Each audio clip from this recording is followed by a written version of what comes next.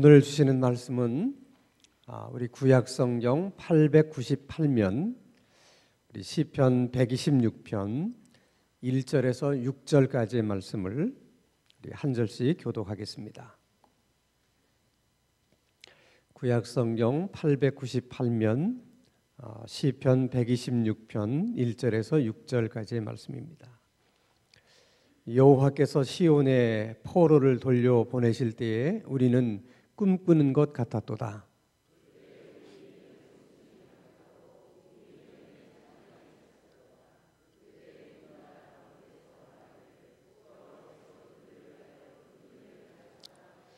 여호와께서 우리를 위하여 큰 일을 행하셨으니 우리는 기쁘도다.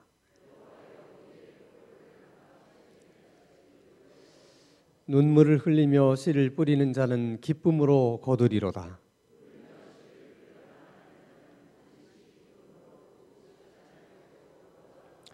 아멘. 세상에서 일어나는 모든 일들은 어느 날 갑자기 일어나는 일들은 하나도 없다고 그럽니다. 그저 사람들이 느끼기에 갑자기 일어난 일인 것처럼 느끼는 것뿐이지 갑자기 일어나는 일은 하나도 없대요.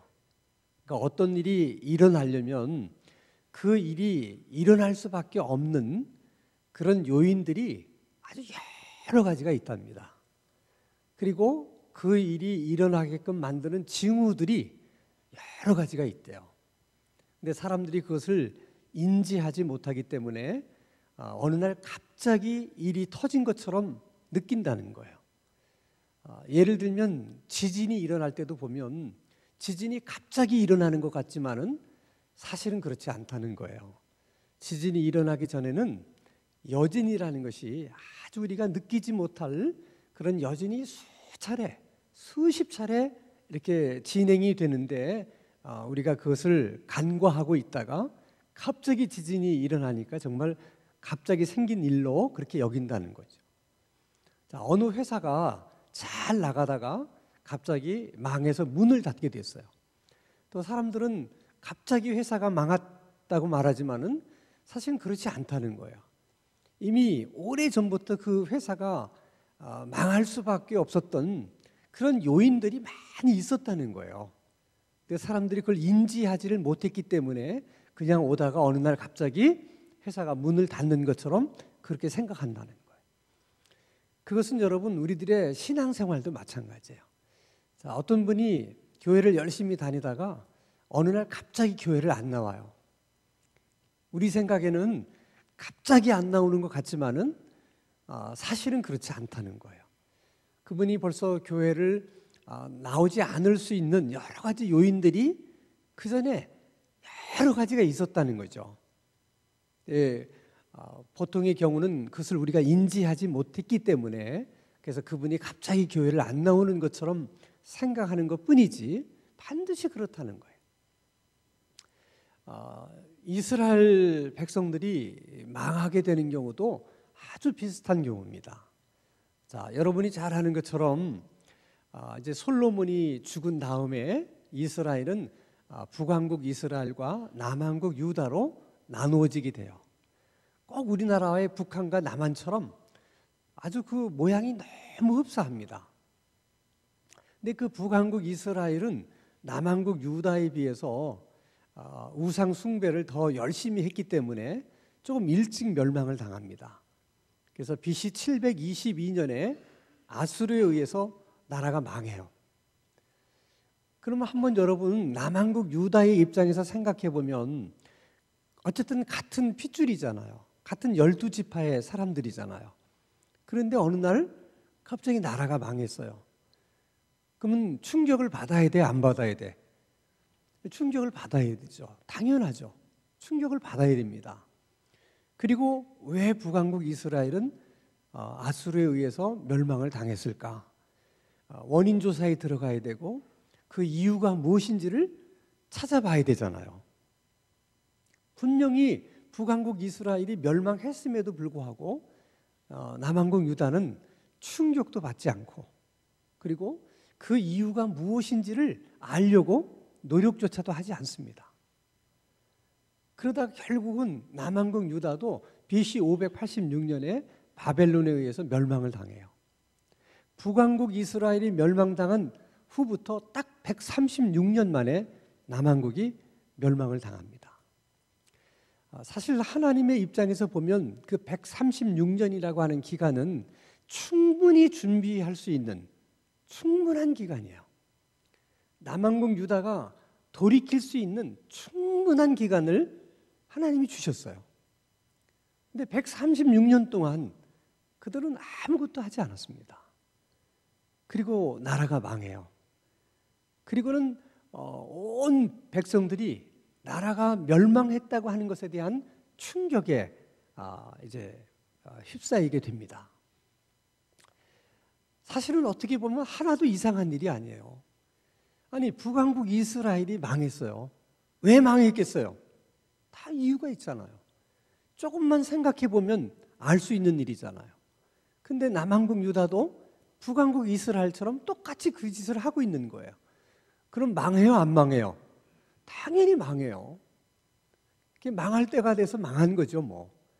그런데 그들은 마치 있어서는 안 되는 일이 자기들에게 일어나리는 것처럼 엄청난 충격을 받아요. 여러분, 하나님이 돌이킬 수 있고 준비할 수 있는 136년이라는 긴 시간을 주셨음에도 불구하고 그들이 아무것도 하지 않게 된 것은 그들의 신앙이 잘못된 신앙이었기 때문에 그렇다는 거예요. 여기서 여러분 중요한 교훈 한 가지를 우리가 얻을 수 있는데, 신앙이 잘못되면 아무리 많은 시간을 줘도 소용이 없는 거예요.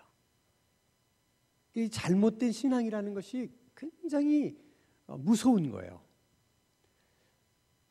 우리가 흔히 지금도 이단에 빠진 사람들을 보잖아요. 잘못된 신앙이라는 것이 얼마나 위험한지를 이단에 빠진 사람들을 보면서 우리가 다 느끼는 것처럼, 신앙이 잘못되면 아무리 하나님께서 준비할 시간을 충분히 주고 돌이킬 수 있는 시간을 충분히 줘도 그 시간을 활용하지 못해서 결국은 망하게 된다는 거예요. 참 어떻게 보면 슬픈 일이죠. 그래서 바른 신앙을 갖는다는 게 얼마나 중요한지 몰라요. 그럼 이스라엘 백성들에게 있어서 그렇게 하나님이 시간을 주셨음에도 불구하고 돌이키지도 못했고 또 준비하지도 못했던 그 잘못된 신앙이라는 게 도대체 뭘까? 그 잘못된 신앙이 처음 나타난 것은 흔히 말하는 법궤 신앙이에요. 자, 이스라엘 백성들이 블레셋과 여러 번 전투를 하면서 자꾸 패합니다. 그래서 어떻게 하면 좋을까? 나름대로의 대책 회의를 했어요. 그러다 그들이 내린 결론이 실로에 있는 하나님의 법궤를 가져오자는 거예요. 그들 생각 속에는 그 하나님의 법궤 속에 누가 계시다고 믿었어요. 하나님이 계시다고 믿었어요. 그러니까 법궤가 오는 것은 곧 하나님이 오는 것이라고 그들은 그렇게 생각했어요. 그러면 하나님이 자기 자신을 위해서라도 그 싸움에서 이기게 하시지 않겠느냐, 이렇게 생각을 했어요. 근데 막상 법궤를 가지고 왔는데도 싸움에서 패했어요.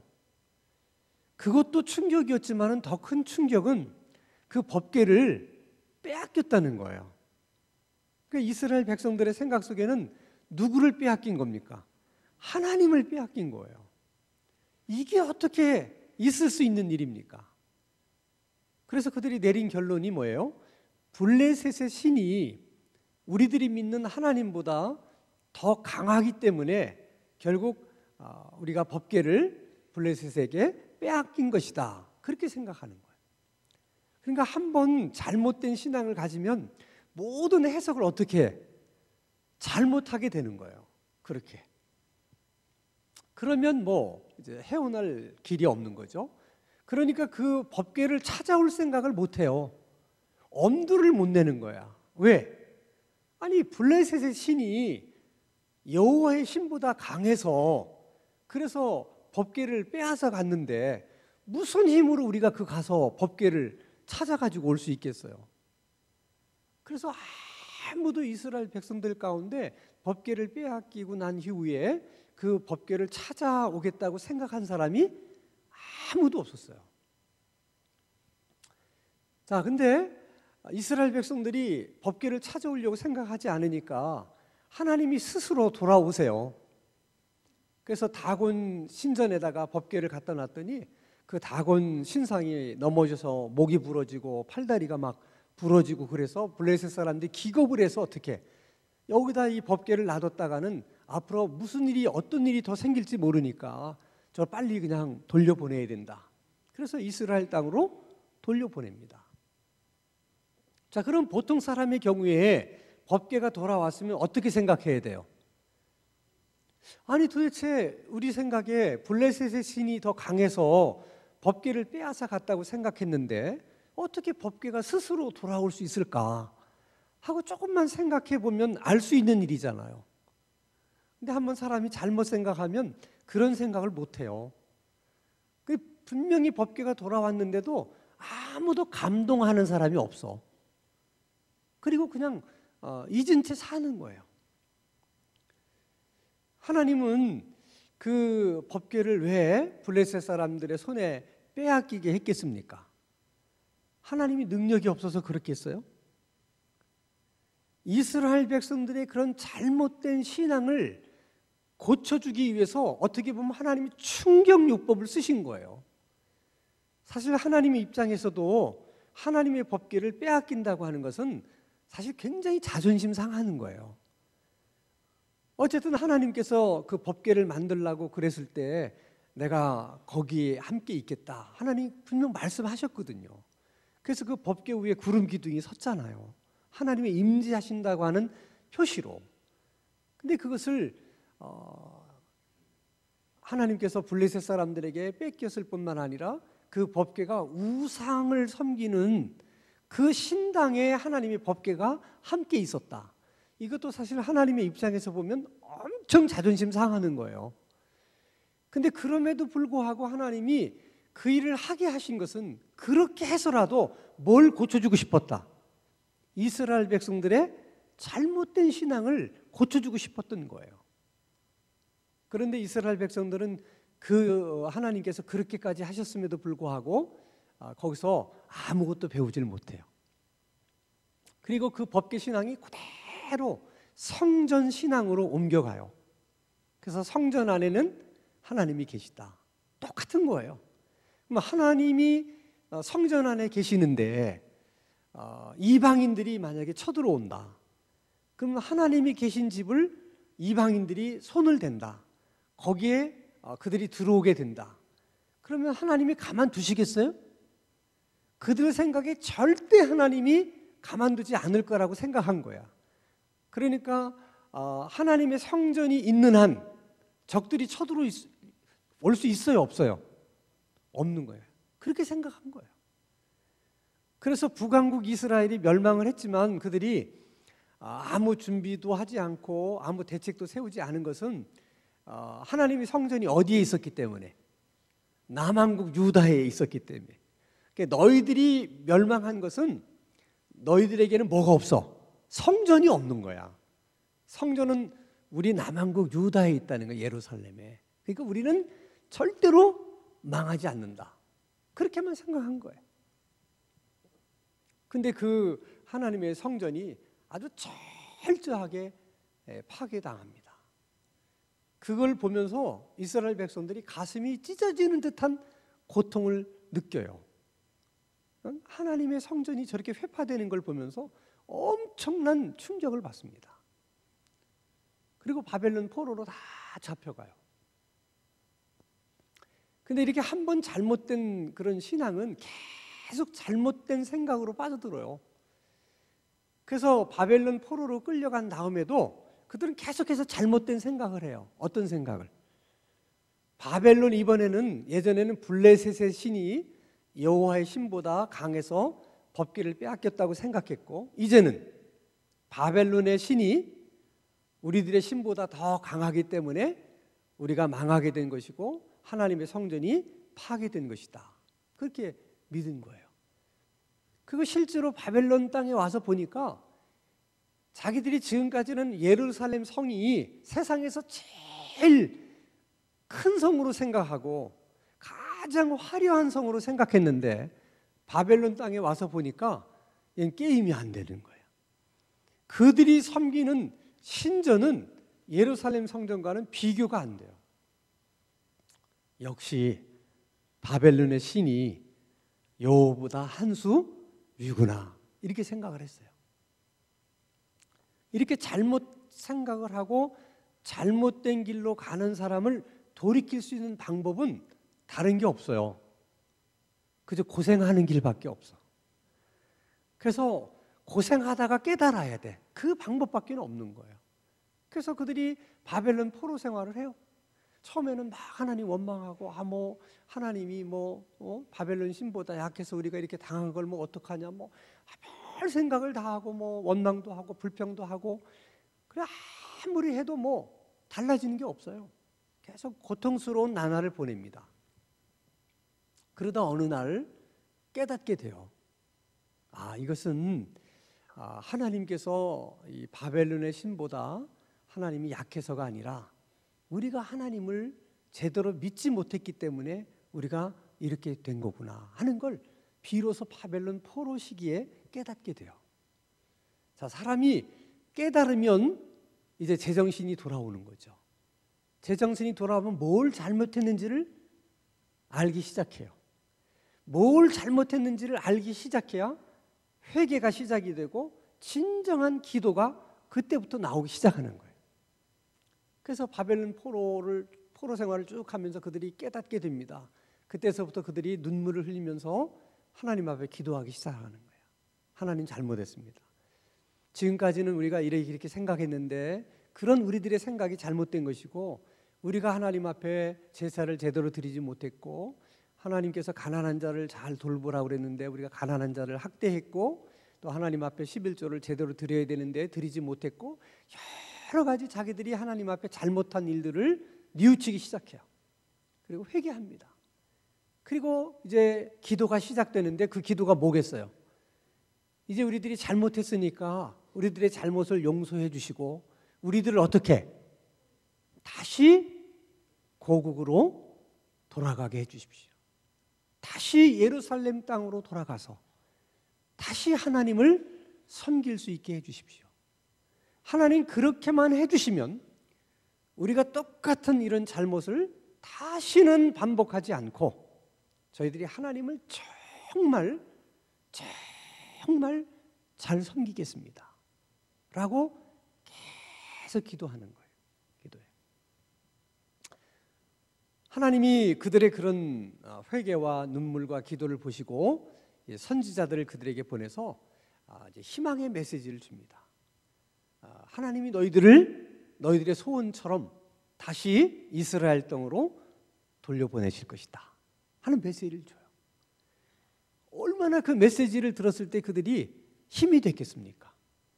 그리고 지금 포로 생활이 너무 힘들고 어려우니까 그 하나님께서 돌아가게 해주겠다고 하는 그 희망의 메시지가 더 간절하게 마음속에 와 닿는 거예요.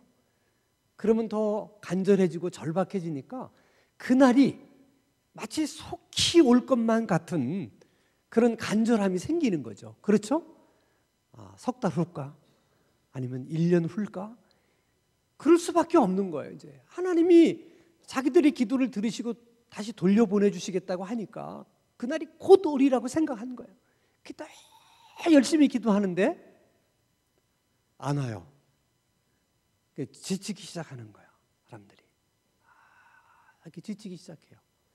그렇게 보낸 세월이 70년이야. 그러니까 70년이라고 하는 세월은 그렇게 기도했던 한 세대가 가고 그 다음 세대가 그 기도를 이어받아서 막 기도를 하고 있는 어느 해에 하나님이 그 일을 이루어내십니다.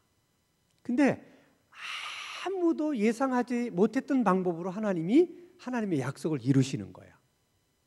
그들 생각에 바벨론이 그 바벨론 지역뿐만 아니라 근동 지역을 다 지배하고 있었기 때문에 바벨론이 망할 거라고 하는 것은 꿈에도 생각하지를 못했어요. 근데 저 한쪽 구석에 페르시아라고 하는 나라가 이제 세워져 가지고 조금씩 커지는 거예요. 그 나라가.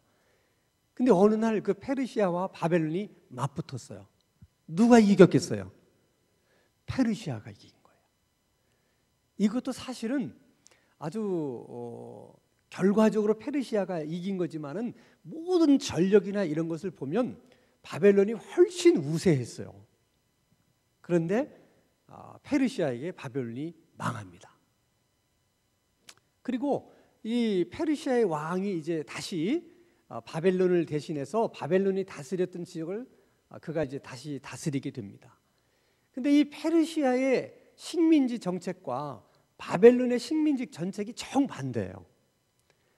바벨론은 어느 나라를 정복하면 그 나라의 귀족들과 왕족들, 쓸만한 인물들을 다 바벨론으로 잡아갔어요. 혹시라도 뭐 반란을 일으키거나 그런 염려 때문에 그들을 다 잡아가서 바벨론 땅에서 살게 한 거야. 전부 다. 근데 이 페르시아는 그렇게 하지를 않고 다 자기 나라로 돌아가라는 거야. 자기 나라로 돌아가서 너희들이 페르시아에게 충성하고 세금 낼 거 제대로 내고 그러면 어느 정도의 자치권을 부여할 테니까 이 페르시아를 이렇게 이제 배반하지 말고 이렇게 너희들에게 선정을 베푸니까 알아서 페르시아를 잘 이렇게 섬겨라. 그리고 다 돌려보내요. 그러니까 유태인들만 돌려보내는 게 아니고 다른 모든 나라 사람들도 다 자기 나라로 돌아가라는 거야.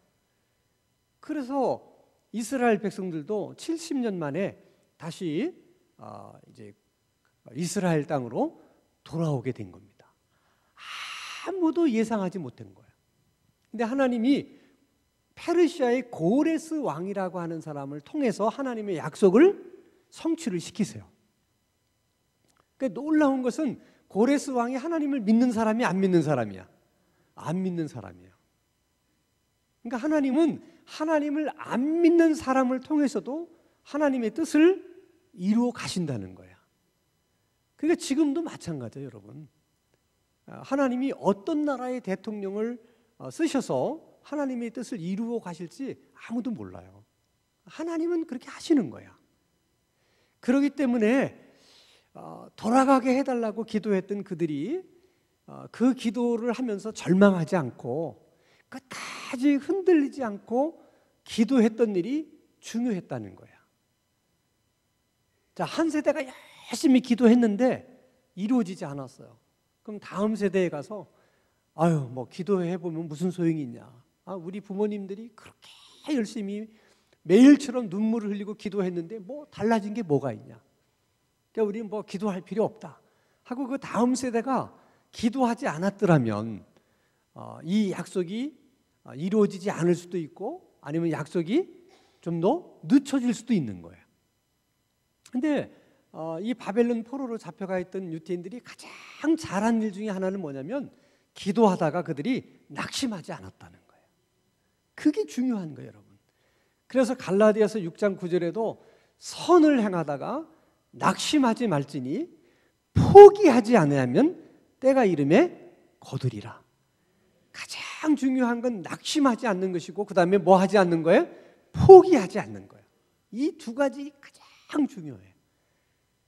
근데 우리의 기대대로 잘 이루어지지 않으면 낙심하게 되고 그 다음에 이제 포기하게 되는 거예요.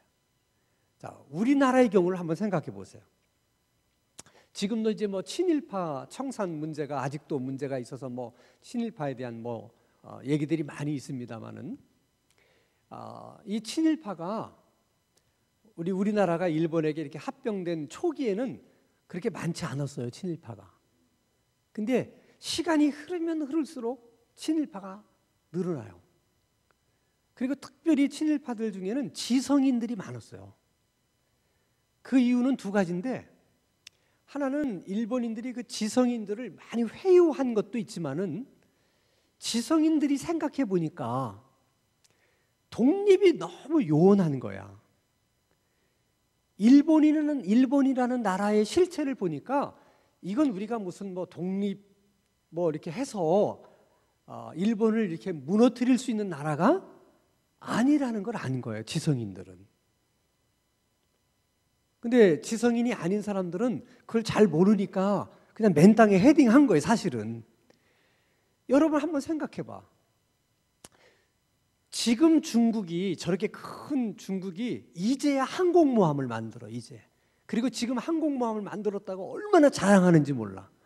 근데 70년 전에 그때 일본은 벌써 항공모함을 서너 척을 갖고 있었어. 그 좀 놀라는 표정을 좀 해보세요. 아니 지금 중국이 항공모함 만들었다고 막 자랑하는 판인데 일본이 그때 70년 전에 항공모함을 여러 척을 가지고 있었다니까요. 그때 일본은 항공기를 다 전투기를 만들던 나라야.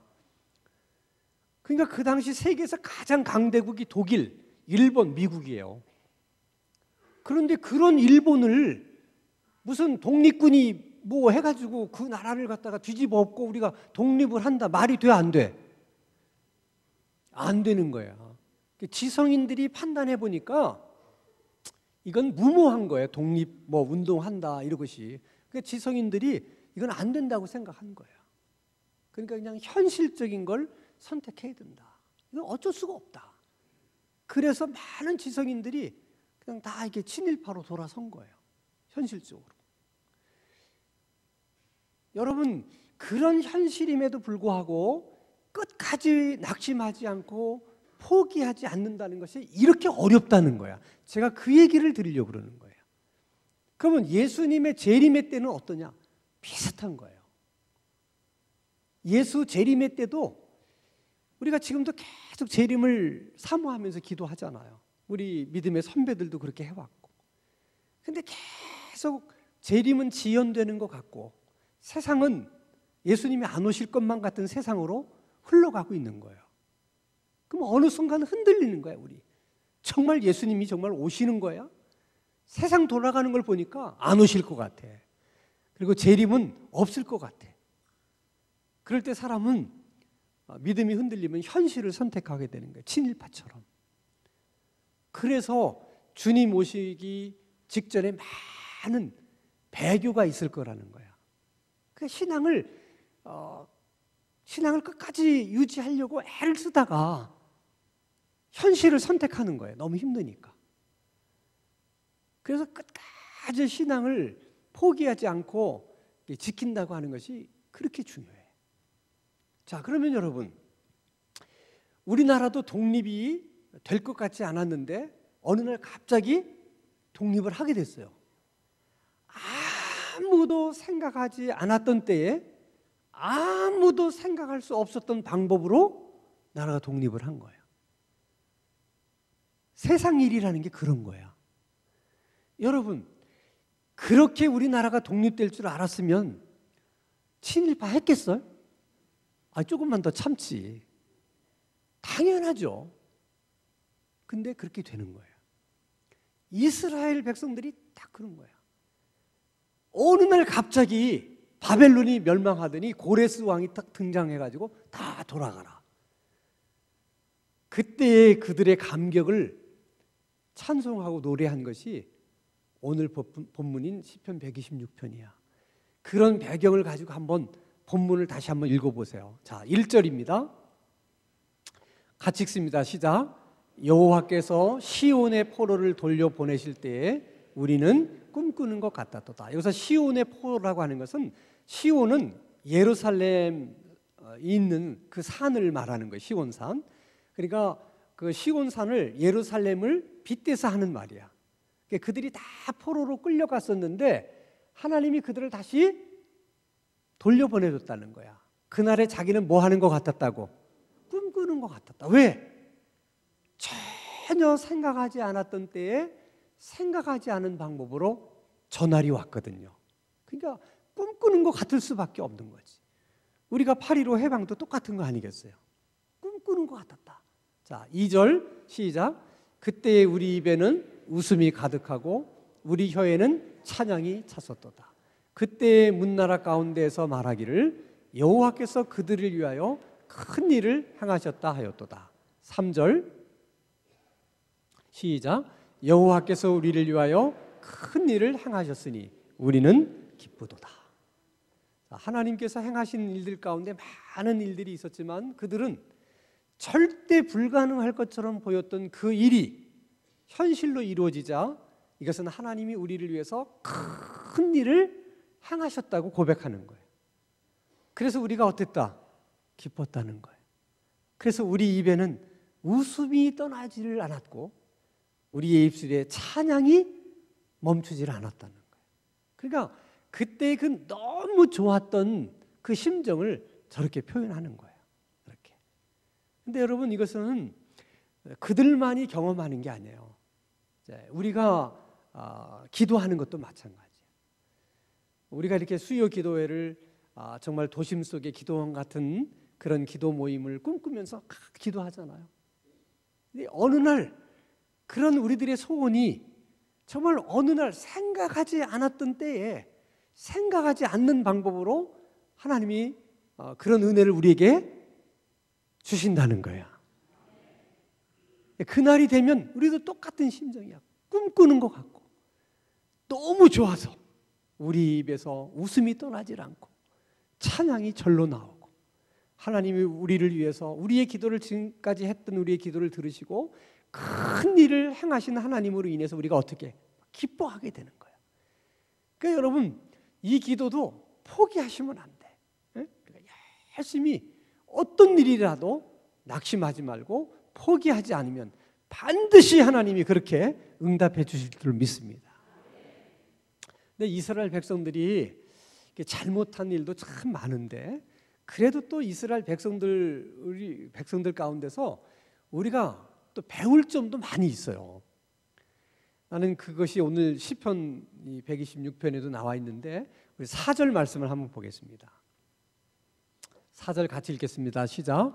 여호와여 우리의 포로를 남방 시내들 같이 돌려보내소서. 자, 이것은 남방 시내라고 하는 것은 이제 이스라엘이 제일 북쪽이 헐몬산이고요. 제일 밑에가 부엘세바예요. 그 부엘세바 밑으로가 다 네게부 사막이야. 그래서 남방 시내라고 하는 것은 그 네게부 사막에 흐르는 시내를 가리키는 것인데 평소에는 사막 지역이에요. 근데 그런 사막 지역에도 우기 때 비가 세차게 오면 그 메말랐던 땅에 아주 잠깐이지만은 강이 흘러요. 시내가 흐르는 거야. 그러니까 매번 사막과 같은 땅을 보다가 그런 땅에서 이렇게 시내가 흐른다고 하는 것을 보면 얼마나 기적 같아요. 그렇죠? 그들이 그 생각을 하는 거야. 그래서 자기들이 지금 포로로 있다가 지금 예루살렘으로 돌아왔는데 아직도 포로에서 돌아오지 못한 자기 형제들이 있는 거야. 그러니까 그들도 우리처럼 돌아오게 해달라는 거야. 마치 사막과 같은 네게부 사막에 시냇물이 흐른 것 같은 그런 기적을 계속해서 하나님 우리들에게 허락해 주십시오 하는 기도야. 그러니까 이미 포로에서 돌아온 자들이 아직도 돌아오지 못한 자기들의 형제들을 생각하면서 하나님 앞에 기도하는 거야. 이게 여러분 기도하는 사람이 꼭 배워야 될 마음이야. 자, 우리 자식이 아파서 열심히 기도했어. 그래서 하나님이 우리의 간절한 기도를 들으시고 내 자식을 낫게 해주셨어. 할렐루야죠. 그리고 우리는 그냥 그것만 감사해. 근데 이스라엘 백성들의 마음이라면 내 자식이 고침을 받은 이후에는 누구를 생각해야 돼? 에? 누구를?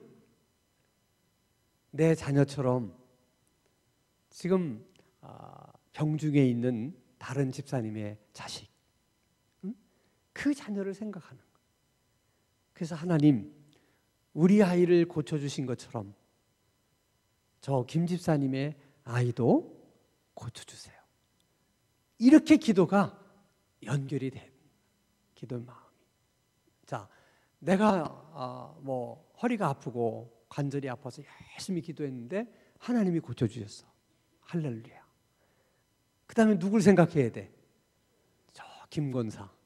김권사도 나처럼 허리가 아프고 관절이 안 좋은데 하나님 저를 고쳐주신 것처럼 김권사의 허리도 고쳐주시고 무릎도 고쳐주십시오.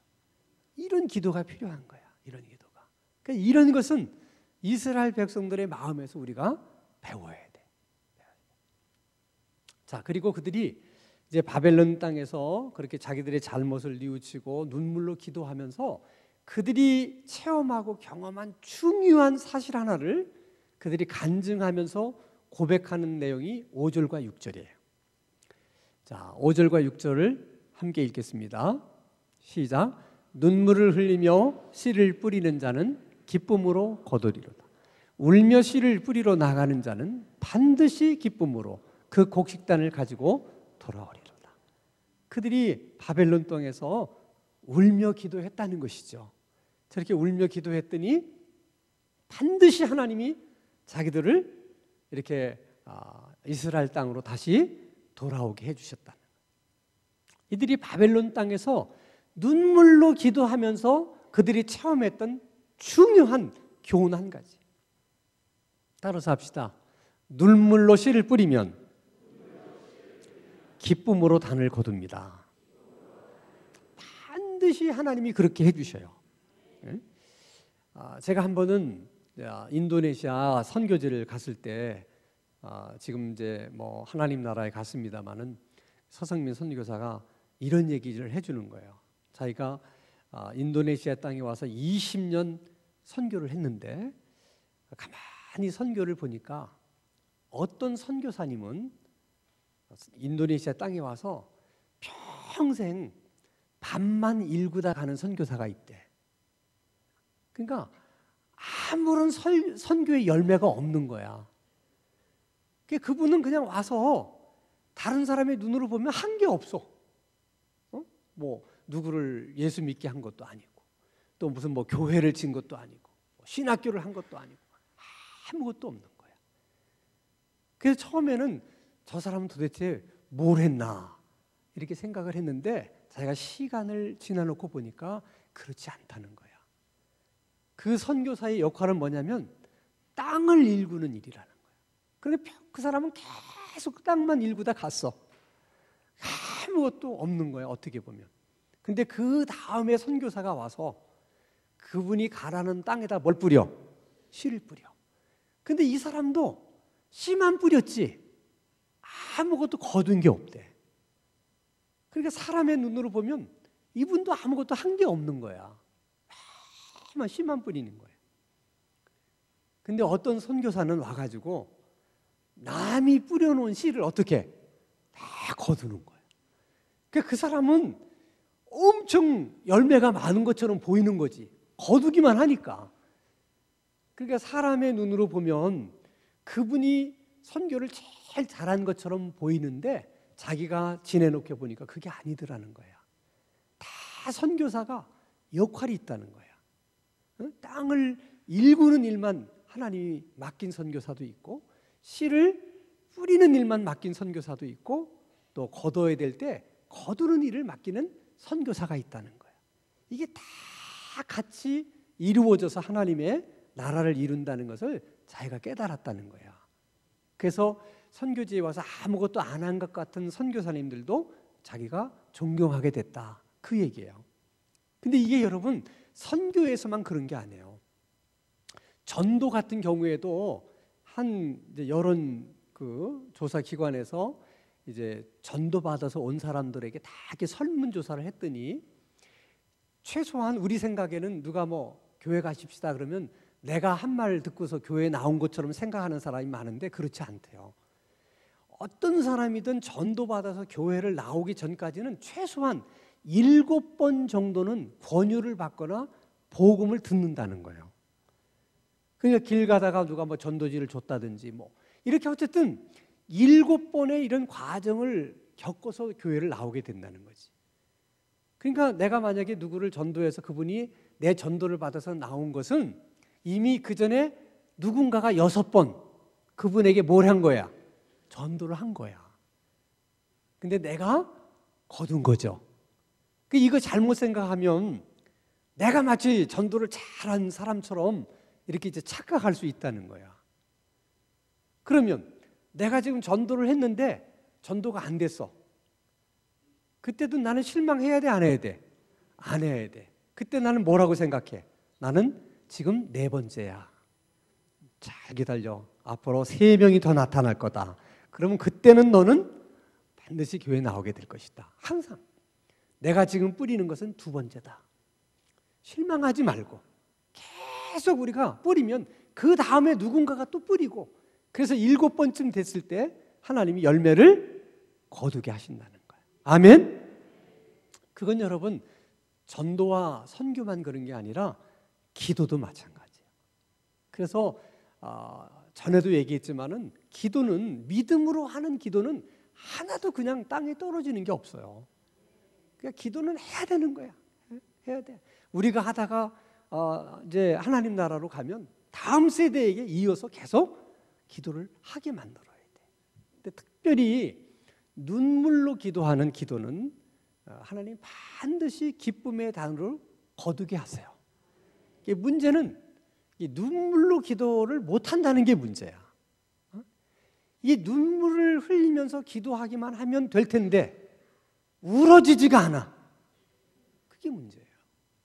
그러니까 이게 눈물도 여러분 은혜야. 은혜야. 예전에는 늘 그랬잖아요. 우리가 이제 70년대 막 이렇게 산기도 가고 뭐 교회에서 철야하고 그럴 때 많은 은사들이 나타나고 은혜를 받았다고 그러잖아요. 그때는 그냥 철야 예배들 오든 산기도를 가든 그렇게 우는 사람이 많았어. 물론 뭐 한이 많아서 그랬는지는 모르지만 하간 기도하면 울지 않는 기도회라는 게 없어. 여기서 흐느끼고 저쪽에서 막 울고 그랬어요. 모여서 기도만 하면 그게 울음이 터지는 거야. 근데 지금은 기도를 열심히 하게 하는데 너무 맹숭맹숭해. 그래서 제가 늘 강조하잖아요. 울어야 되는데 이게 울기만 하면 되는데 눈물이 안 나는 거야. 그래서 그걸 기도하시라고. 하나님, 내 눈에 눈물을 주십시오. 내가 지금 울어야 할 때인데 내가 내 자식을 생각하면 내가 자식을 위해서 울어야 되는데 안 울어지는 거예요. 내가 안 믿는 부모, 내가 하나님께로 인도하려면 그 부모님을 위해서 내가 울어야 되는데 그 부모님을 위해서 눈물이 안 나오는 거예요. 변하지 않는 나. 내가 변해야 되는데, 그런데 변해야 될 내가 울지를 못하는 거예요. 그래서 오늘 저녁에도 여러분들이 기도할 때 특별히 하나님 앞에 좀 그 눈물에 좀 은혜를 달라고 기도하세요. 그래서 오늘 주신 말씀처럼 눈물로 씨를 뿌리는 자는 반드시 기쁨으로 단을 거둔다고 그랬는데, 하나님 자식을 위해서도 울게 하시고 나를 위해서도 울게 하시고 우리 교회를 위해서도 울게 하시고 어려운 나라를 위해서도 울게 하여 주옵소서. 이 밤에 하나님 눈물로 기도할 수 있는 은혜를 주시옵소서.